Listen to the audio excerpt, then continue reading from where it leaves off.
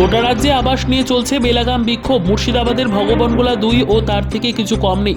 ভগবানগোলা 2 নম্বর আমডাহারা অঞ্চলের আবাস যোজনার ঘরের তালিকা থেকে নাম কাটা গিয়েছে সঠিক প্রাপকদের।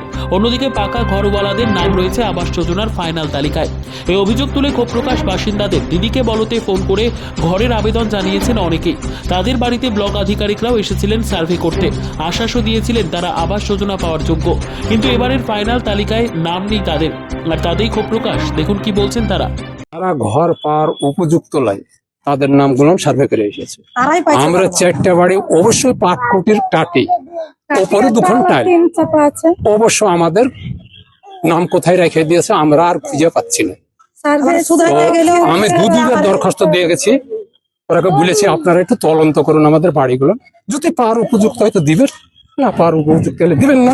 তো এ পর্যন্ত আর যায়নি, এর কথার উত্তরই পাইনি। কমপ্লেন 2বার করেছি, না ওই দেখেন এখানে জমা দিয়ে গেছে। আমার বাড়ি কল্যাণ রমনাপাড়া।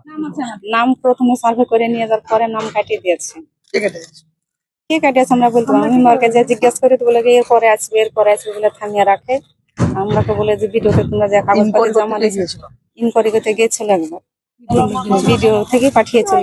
একটা মেয়ে ছিল, একটা বেড়া ছেলে গেছিল, তারপর কি জানি না না প্রথম ইনকোয়ারি গেছিল হ্যাঁ, সবার গেছিল আপনাদের?